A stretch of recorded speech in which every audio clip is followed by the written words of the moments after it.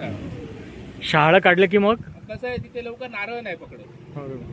म्हणजे कसं असतं की साईज असते ना ती बारीक छोटी छोटी छोटी असते. तो माड असतो ना, माड बोलतो तो घाबरतो, त्याच्यामुळे ना तो पकडत नाही लवकर नारळ. आणि पावसाळ्यामध्ये आम्ही याच्या जवळ राहत नाही, कारण जास्त विजा पावसाळ्यामध्ये नारळाच्या झाडावरच पडतात. पूर्ण वर पडणार समजणार पण नाही.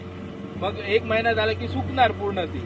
हे जे धाप बोलतो आम्ही त्याला, ते पूर्ण ना सुकून जाणार. तेव्हा नंतर समजायचं की बाबा हा हे गेलाय पूर्ण. हे बघा तिथे दिसणार आहे मध्ये, हे बघा या साईडला दोघांच्या मध्ये असणार तो बघा. तिथे विजच पडले सरळ बघितलं तर. त्या छोटा दिसतोय ना बाजूला आहे तो बघा, वर वर काहीच नाही.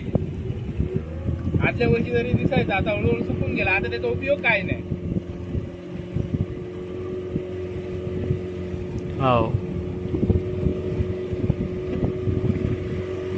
आता त्याला काहीच नाही येणार. आता काहीच नाही. हे बघा हे असतं ते असे आडवे गेले आहेत ना. आता जर 2 माड असतील आणि मध्ये लावलं झाड तर ते सरळ येणार असं नाही. ते कुठे पण जाऊ शकतो. प्रकाश भेटणार त्या साईडला जाणार, जागा भेटणार ते. आता हे झाड आहे बघा, छोटच राहिलेलं आहे. कष्ट खूप यांना. आणि खत म्हणून फक्त वाळू वापरतात. बाकी कसं काय खत वाळू आहे का? हा, वाळू म्हणजे इथली वाळू काढतात. जे ओटी होते ना तेव्हा पूर्ण.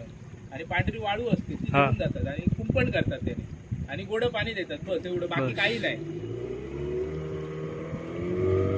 मग पाहिजे तेवढं मिळतं का? इन्कम येतं का? आता मला सांगा, एका माडाला 50 नारळ धरतात.